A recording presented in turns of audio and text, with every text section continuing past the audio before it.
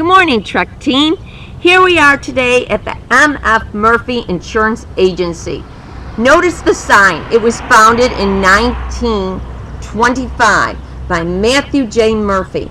He operated this business from his home, and in 1951 he died suddenly, and his wife Mary Frances ran the business. This was unheard of in 1951.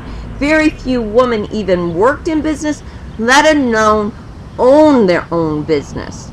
In 1960, her son Donald joined the agency and owned and operated it from the family home for 38 years, but later he followed in his father's footsteps and he bought this beautiful home and made this the new Murphy Insurance Services building. In 1984, another Mary Frances, Don's daughter, joined her father as third generation. In 1998, when Mary's dad retired, she purchased the business and continued to specialize in property, auto, and boat insurance. How amazing! 3 generations from the same family. Of course, all have the same last name, sticking together, combining their strengths to help people, help us in Lockport. So why am I here today? I want to talk about combining terms with the same last names, just like the Murphys. Let me show you what I'm talking about.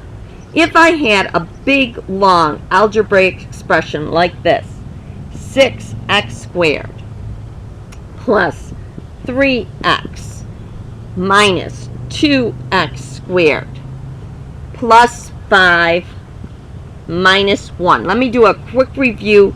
You know that the number in front of this variable is called a coefficient. It helps the variable. And you know that these numbers without a variable are constants. So we're looking for the exact same variable in the exact same power so we can combine them. So notice these are called terms, and they are separated with an addition or a subtraction sign. So I have 6x squared. Do I have any other with that x squared? It's got to be the exact same name, just like the Murphys. They kept the same name all through the generations.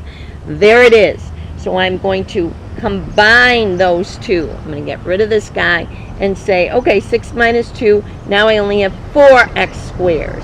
That gets rid of all of that. Now I look at my 3x. Do I see any others with x's? No. So I add 3x to that. Now I have my constants. Of course I can combine those and I end up with a positive 4. That's your answer. I know that looks funky, but that's exactly what the answer should look like. Now let's think about the other day when we were doing distributive property. And let's try something like that, a little bit more challenging. What if I had a 3 on the outside of the parentheses, x squared plus 2x minus 1, close the parentheses, plus 5x squared plus 4. Wow, really not too hard if you remember distributive property. I have to go through the parentheses before I do anything.